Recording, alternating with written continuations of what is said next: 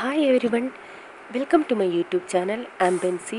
Our channel name Help Me Lord.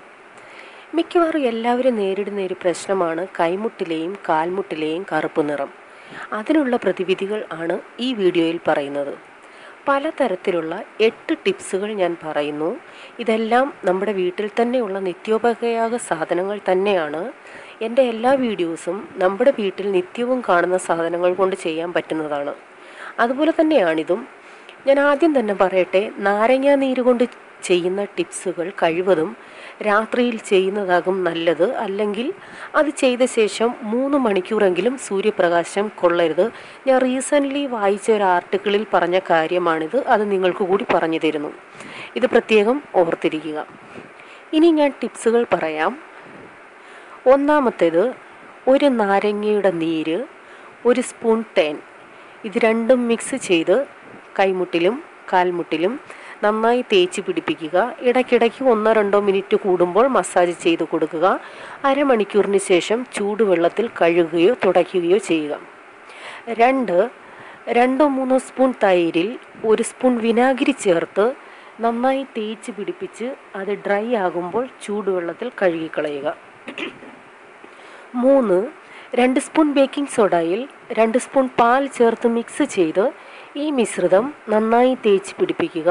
10 മിനിറ്റിന് ശേഷം ചൂടുവെള്ളത്തിൽ കഴുകിക്കളയുക. 4 അരമുറി നാരങ്ങയുടെ മുകളിൽ പഞ്ചസാരയിട്ട് ഈ നാരങ്ങ കറുത്ത ഭാഗങ്ങളിൽ നന്നായി ഒരു 5 മിനിറ്റ് ഉരയ്ക്കുക. 20 മിനിറ്റ് കഴിഞ്ഞ് ചൂടുവെള്ളത്തിൽ കഴുകിക്കളയുക. ഇതങ്ങനെ അല്ല എങ്കിൽ നാരങ്ങാനീര് പിഴിഞ്ഞൊഴിച്ച് അതിൽ പഞ്ചസാരയിട്ട് ഒരു കോട്ടൺ പഞ്ഞിയിൽ മുക്കി വേണമെങ്കിലും തേച്ച് പിടിപ്പിക്കാം. രണ്ടും ഒന്ന് തന്നെയാണ്.